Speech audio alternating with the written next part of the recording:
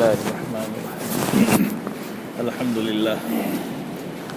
لله نحمده ونستعينه ونستغفره ونؤمن به ونتوكل عليه ونعوذ بالله من شرور أنفسنا ومن سيئات أعمالنا من يهده الله فلا مضل له ومن يضلله فلا هادي له ونشهد أن لا إله إلا الله وحده لا شريك له ونشهد أن سيدنا ومولانا محمدا عبده ورسوله أما بعد فقد قال الله تعالى في كلامه المجيد أعوذ بالله من الشيطان الرجيم بسم الله الرحمن الرحيم إن عدة الشهور عند الله 12 شهرا في كتاب الله يوم خلق السماوات والأرض ذلك الدين القيم فلا تظلموا فيهن أنفسكم وقاتلوا المشركين كافة كما يقاتلونكم كافة واعلموا أن الله مع المتقين صدق الله العظيم وقال نبينا محمد صلى الله عليه وسلم أفضل الصيام بعد رمضان شهر الله المحرم او كما قال علیہ الصلاۃ والسلام۔ محترم حضرات، یہ جو مہینہ ہے محرم الحرام کا مہینہ ہے، اور اسی مہینے سے ہمارے اسلامی سال کا آغاز ہوتا ہے۔ گویا کہ ہمارا جو سال ہے اور ہمارے جو مہینے ہیں اسلامی مہینے، ان کی شروعات جو ہے اسی مہینے سے ہوتی ہے، محرم الحرام کے مہینے سے، اور جو سن ہے وہ 1444 ہجری چل رہی ہے۔ اللہ تبارک و تعالیٰ نے قرآن میں بھی اس کا تذکرہ فرمایا ہے۔ اللہ تعالیٰ نے جب اس کائنات کو بنایا تو دن اور رات کو بھی بنایا، اور اس کا ایک نظام بھی مقرر فرمایا اللہ تبارک و تعالیٰ نے، اس لیے کہ ہمارے دنیا کے جتنے بھی کام ہیں وہ سب وقت سے وابستہ ہیں۔ بغیر وقت کے، بغیر دن کے، بغیر تاریخ کے کوئی کام نہیں ہوتا ہے۔ تو اللہ نے ایک منظم نظام بنایا کہ ایک تاریخ کا نظام ہے جس سے ہم پچھلی باتوں کو بھی یاد رکھ سکتے ہیں اور آگے کی تیاری بھی کر سکتے ہیں۔ تو یہ وقت اللہ کے نزدیک بڑا قیمتی ایک چیز ہے، شے ہے، جو اللہ تبارک و تعالیٰ نے بنایا ہے۔ اور قرآن میں فرمایا کہ ان عدۃ الشہور عند اللہ 12 شہرا، کہ اللہ کے نزدیک جو ہے مہینوں کی تعداد وہ 12 ہے۔ تو یہ بعد میں نہیں بنے ہیں مہینے، اللہ نے جب یہ کائنات بنائی تبھی مہینے بنائے، اور اسی وقت سے 12 مہینے چل رہے ہیں۔ البتہ جو سن ہیں وہ الگ الگ چلتی ہیں۔ بعض حضرات جو انگریزی مہینے چلتے ہیں جس کو ہم عیسوی کہتے ہیں، اس کا جو کہہ لیجئے کیلنڈر ہے وہ حضرت عیسیٰ علیہ السلام سے جڑا ہوا ہے، اس کو ہم عیسوی کہتے ہیں۔ یعنی جس کا یہ اگست کا مہینہ چل رہا ہے تو ہم اس کو جو جوڑتے ہیں کہ 2022 عیسوی چل رہی ہے، تو حضرت عیسیٰ علیہ السلام کی تاریخ ولادت سے جوڑ کر کے یہ کیلنڈر چلا۔ اسی طرح سے ہمارا بھی کیلنڈر چلتا ہے جس کو ہم ہجری کہتے ہیں۔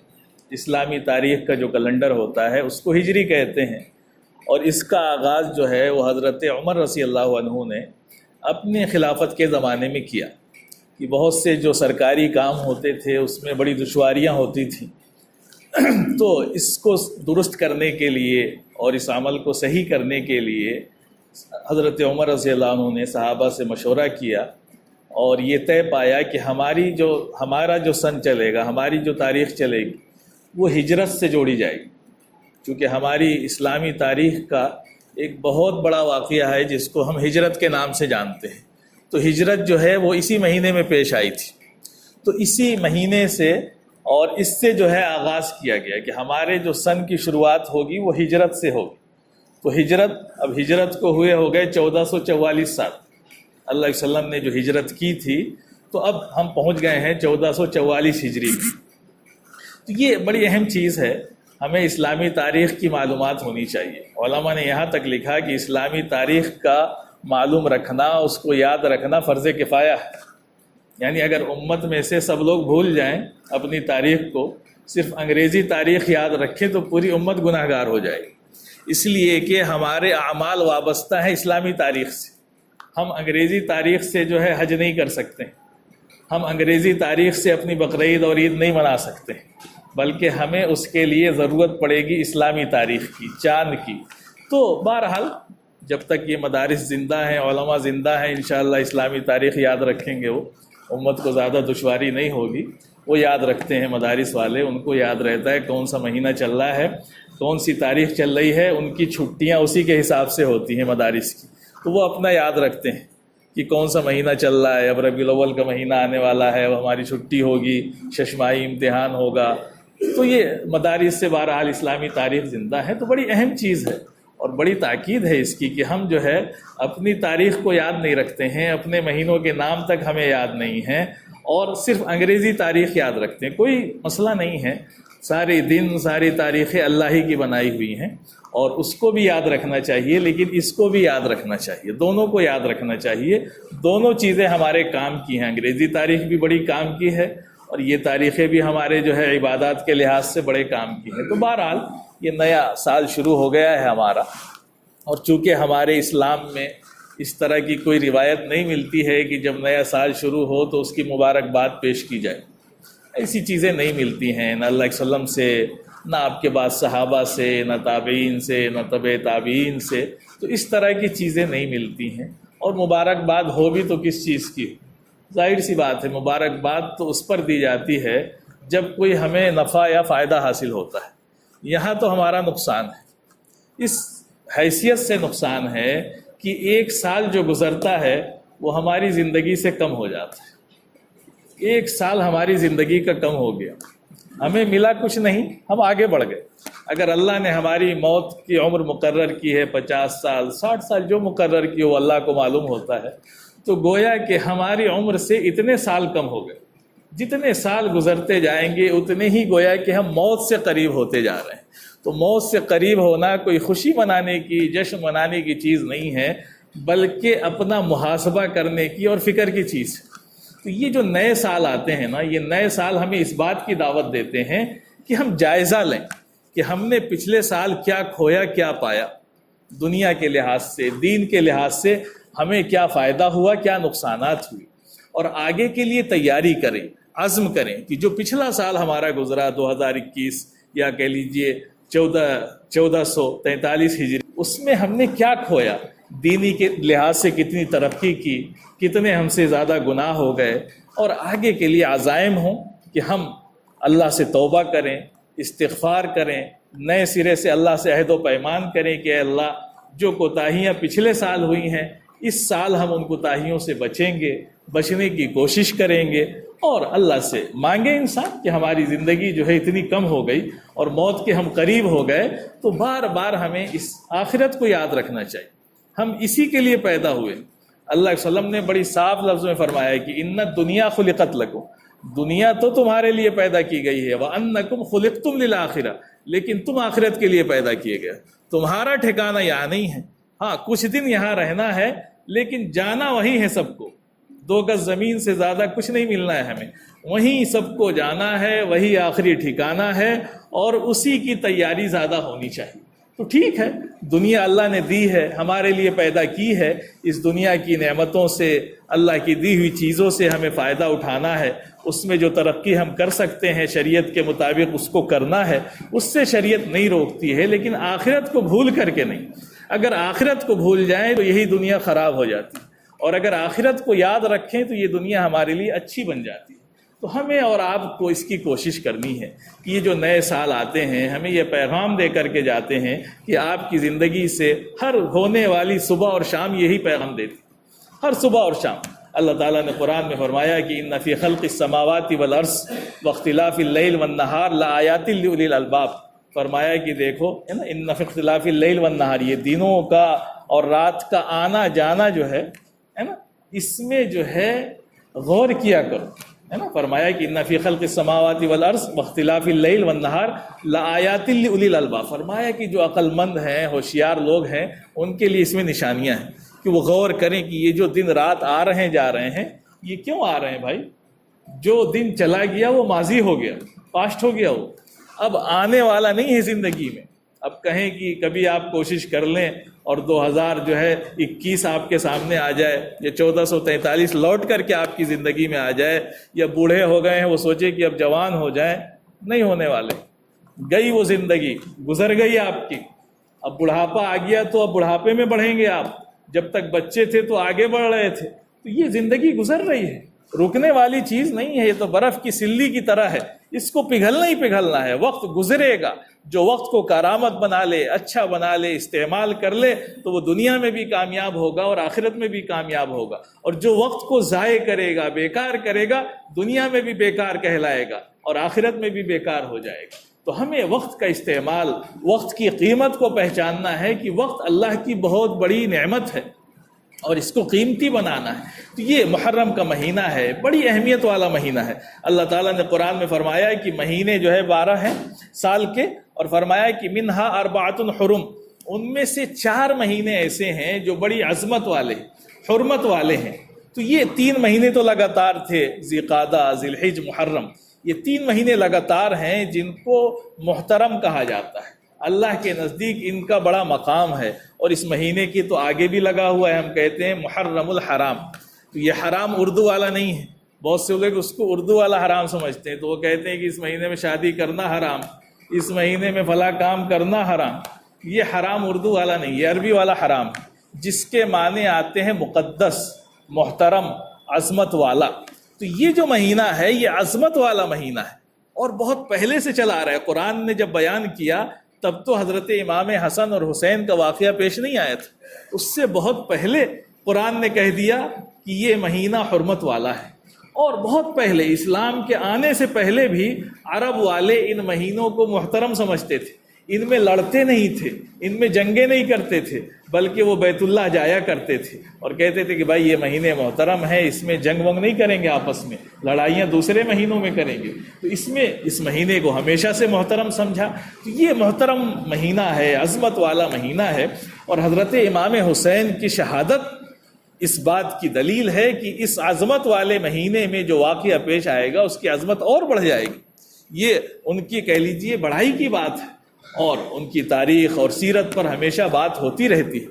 لیکن بہرحال حضرت امام حسن اور حسین کی جو سیرت ہے، اصل اس کے پیغام کو دیکھنا چاہیے کہ اس کا پیغام کیا ہے. اب یہ مہینہ چل رہا ہے، اللہ تبارک و تعالیٰ نے ان آیتوں میں بہت سی باتیں فرمائیں اور ایسا لگتا ہے جیسے کہ قرآن کو پہلے سے پتہ تھا، اور پتہ تو ہے ہی اللہ کو جس نے قرآن نازل کیا. تو اللہ تعالیٰ نے اسی میں آگے جا کر کے فرمایا کہ منہا اربعۃ حرم، اور فرمایا کہ فلا تظلموا فیہن انفسکم. کہا کہ دیکھو ان مہینوں میں اپنے اوپر ظلم مت کرنا. اللہ تعالیٰ نے قرآن میں کیا فرمایا کہ فلا تظلموا فیہن انفسکم. اور یہ مہینے ایسے ہیں، اللہ معاف کرے، کہ اسی میں تو انسان اپنے اوپر سب سے زیادہ ظلم کر رہا ہے. محرم کے مہینے میں ظلم کیا ہوتا ہے آپ دیکھیں. حضرت آدم علیہ السلام سے غلطی ہوئی، جنت میں اللہ نے جس درخت کو کھانے سے منع کیا اس درخت کو کھا لیا. انہوں نے دعا کیا مانگی؟ ربنا ظلمنا انفسنا وان لم تغفر لنا وترحمنا لنکونن من الخاسرین. دعا مانگی کہ اے ہمارے رب، ہم اپنے اوپر ظلم کر بیٹھے. گناہ کو انہوں نے ظلم کہا، غلطی کو انہوں نے ظلم کہا. تو یہ گناہ جو ہے ظلم ہے، اپنے اوپر ظلم ہے. کس کے اوپر؟ اپنی ذات پر ظلم ہے.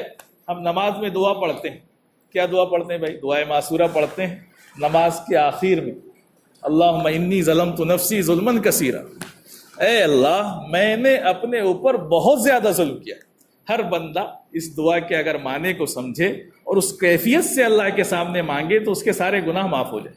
تو وہ درود شریف کے بعد پڑھتا ہے کہ اللہم انی ظلمت نفسی، اے اللہ میں نے اپنے اوپر بہت ظلم کیا ہے، ظلما کثیرا، بہت ظلم کیا ہے. وَإِن لَّمْ تَغْفِرْ لِي وَتَرْحَمْنِی، اللہم انی ظلمت نفسی ظلما کثیرا وَلَا يَغْفِرُ الذُّنُوبَ إِلَّا أَنْتَ، کہ تیرے علاوہ تو کوئی گناہوں کو معاف نہیں کر سکتا ہے، لہذا ہمارے گناہوں کو معاف کر دے. یہ بندہ نماز کے آخر میں کہتا ہے. تو یہ گناہ جو ہے ظلم ہے اپنے اوپر، کہ بندہ ظلم کرتا ہے. تو اب اس مہینے میں آپ دیکھیں کہ اسلام کے ماننے والے ایک بہت بڑی تعداد ہے جو حضرت امام حسین کے نام پر کیا کرتے ہیں. آپ دیکھیں ان کا عمل، دیکھیں ان کا طرز عمل، دیکھیں. کیا کوئی اسلام کا ماننے والا، اسلام کا جاننے والا جو اسلام سے واقف ہے، اسلام تو ایسا دین ہے جو بالکل پاک صاف ستھرا، جس کے اندر نہ شور، نہ ہنگامہ، نہ چلانا، نہ ناچنا، نہ باجا، یہ سب کچھ نہیں ہے. بڑا سادہ، بڑا سیدھا ہمارا دین ہے. اس دین کے ماننے والے حضرت امام حسین کا نام لیں، سڑکوں پہ ناچیں، کودیں، ڈھول بجائیں، تاشا بجائیں، نماز چھوڑ چھوڑ کر کے جو ہے سینہ پیٹیں. یہ دین آیا کہاں سے؟ اس کی تحقیق کرنی چاہیے.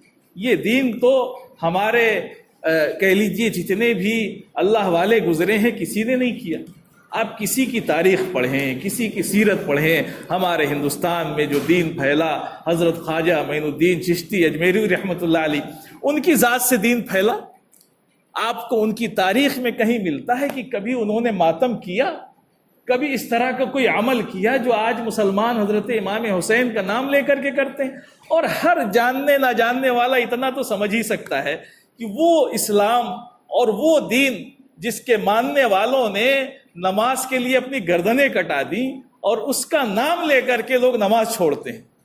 بہت سے گاؤں ایسے مل جائیں گے آپ کو کہ مسجد کے سامنے چوک ہے، وہاں تعزیہ رکھی ہے، وہاں لوگ کھڑے ہیں، لیکن مسجد نہیں جا رہے.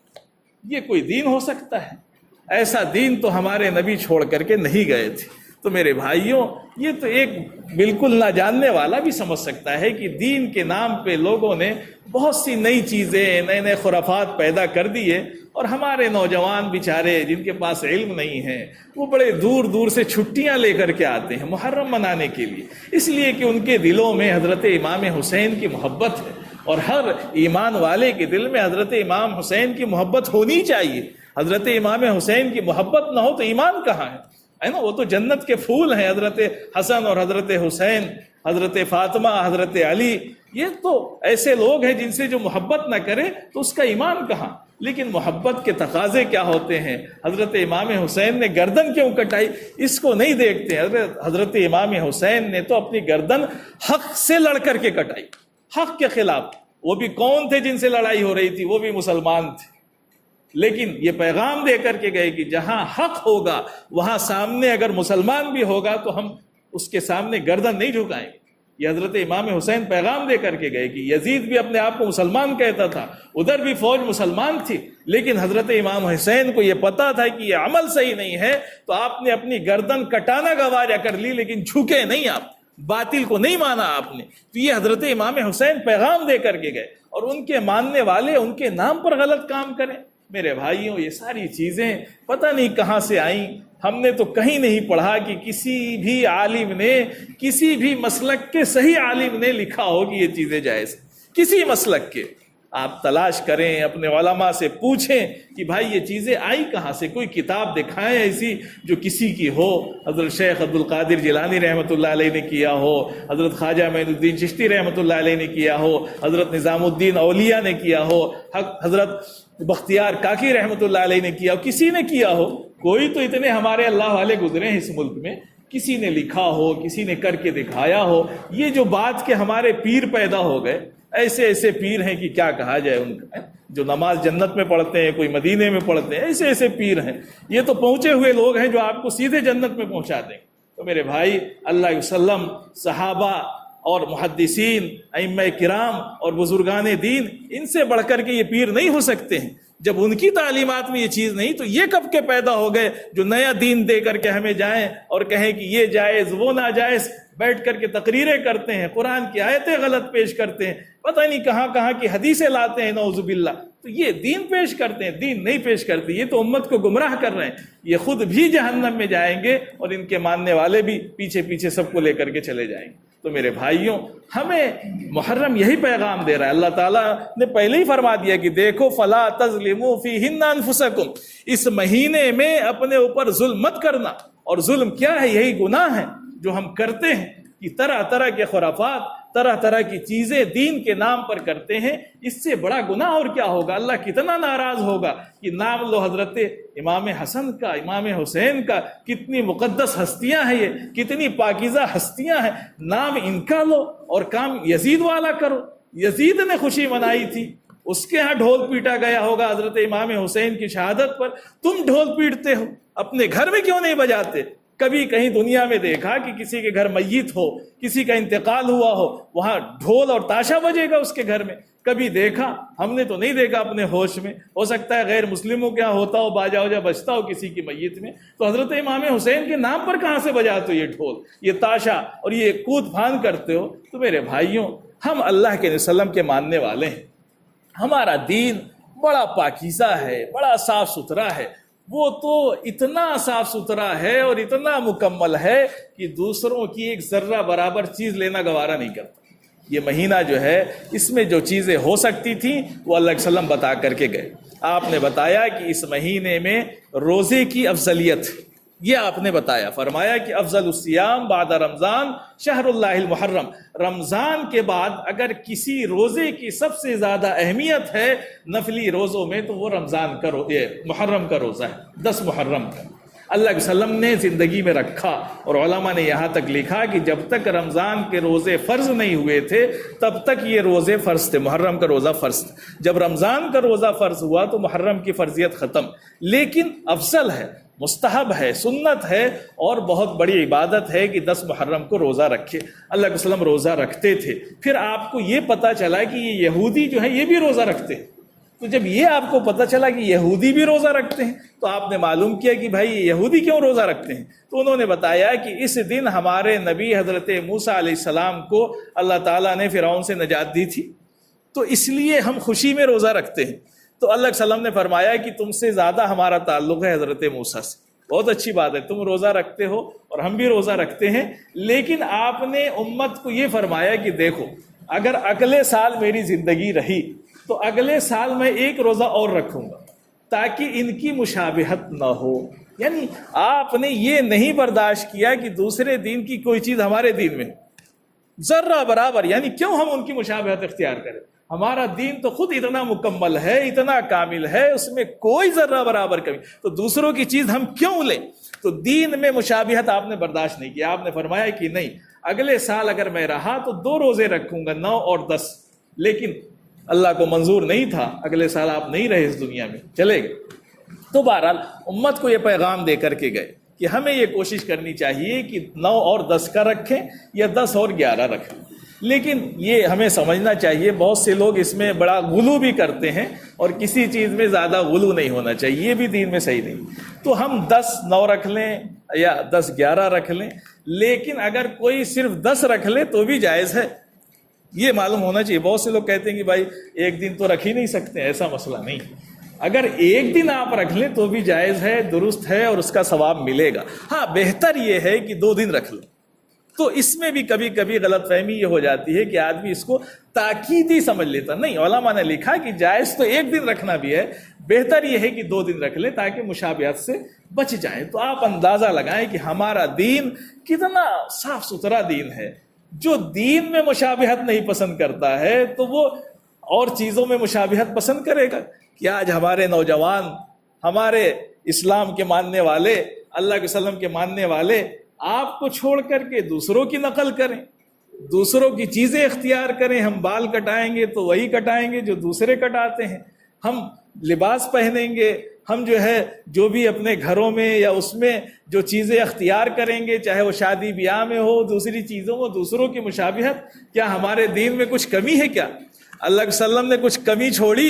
کوئی کمی نہیں چھوڑی۔ جب ہمارا دین مکمل، قرآن نے اعلان کیا الیوم اکملت لکم دینکم، حجۃ الوداع کے موقع پر اللہ کے وسلم کی آخری حج، آخری سال، رخصتی کا وقت، قرآن نے اعلان کر دیا کہ اب دین مکمل ہو چکا ہے، اب کوئی کمی نہیں ہے کہ بعد والے آئیں اور کچھ بڑھاتے رہیں، اس میں کوئی کمی نہیں رہ گئی ہے۔ تو میرے بھائیوں، یہ محرم کا مہینہ، حضرت امام حسین کی شہادت ہمیں یہ پیغام دے رہی ہے کہ ہمیں جو ہے حق پہ رہنا ہے اور ناحق کی طرف نہیں جانا ہے، اور حق کے لیے ہمیں اگر اپنی جان کی بازی لگانی پڑے، اپنی گردن کٹانی پڑے، تب بھی ہم کٹا دیں گے، جیسے حضرت امام حسین نے اپنے نانا کے دین کو بچانے کے لیے کیا تھا۔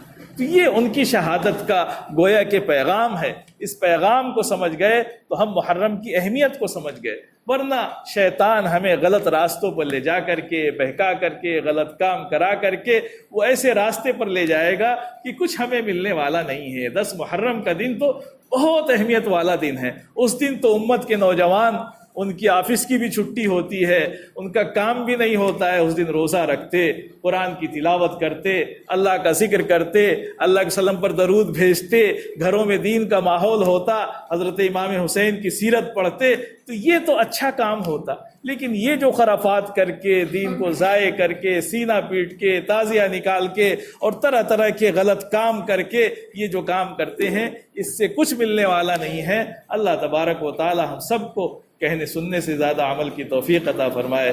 وآخر دعوانا